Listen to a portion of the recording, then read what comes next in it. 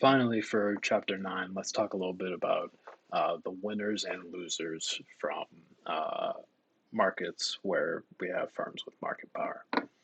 Uh, we want to know how much better off firms are if they have market power and what that implies for consumers' well being. How do we do that? We have to go back to our ideas of producer and consumer surplus. So, if we think about the example we have been working through this chapter, Apple and the iPad, where Apple has a marginal cost of $200 per unit and faces uh, an inverse demand curve of P equals 1000 minus 5Q, where quantity is measured in millions. Producer surplus then is the difference between the monopoly price of the iPad and the constant marginal cost multiplied by the quantity sold. It's not as bad as it sounds. The producer surplus is just the monopoly price minus the marginal cost times the quantity sold.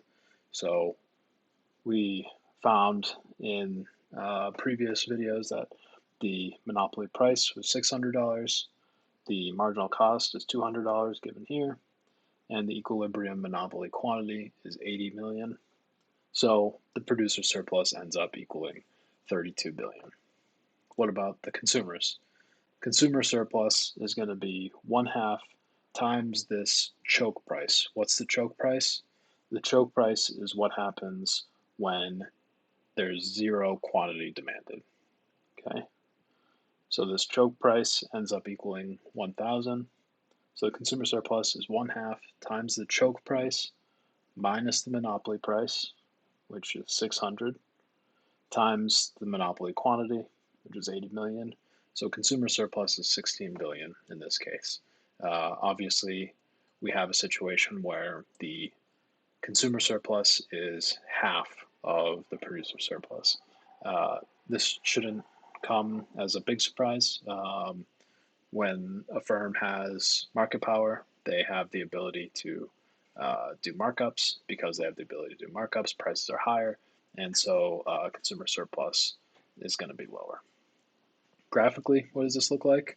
Uh, Imagine that we're talking about the competitive case, consumer surplus, and again, this is the case with a constant marginal cost curve. So you can see marginal cost curve there is just a flat line. The consumer surplus under the competitive case is A plus B plus C, so it's this entire triangle. Producer surplus is 0. If you think about back to last chapter, we said that the the producer surplus was the area uh, above the supply curve and below the price. In this case, our price and our supply curve, in this case the marginal cost curve, are equal, and so there's no area where producer surplus occurs. What about in the market power case? We've said that in the problem examples that the monopoly quantity was 80, and so you can imagine that the marginal revenue curve goes through this point of the marginal cost curve, go up here to get the market price of 600. So the consumer surplus goes from A plus B plus C to just this area A. The producer surplus ends up being this area B, and we have deadweight loss that goes to nobody. It's this area C. So an important point here with deadweight loss is that the market is less efficient in a monopoly case because nobody captures this area C. The producer ends up better, right? The producer ends up with this area B, whereas under the competition case, the producer had 0 producer surplus.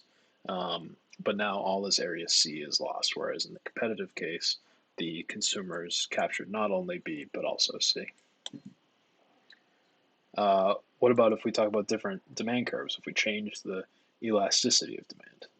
If we have a less elastic demand, we have this producer surplus area. Again, this is the same as area B before.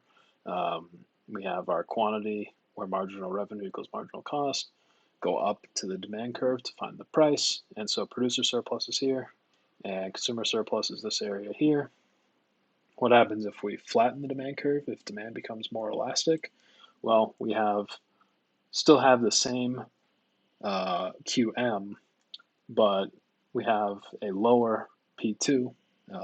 We have a lower price because the demand curve is flatter.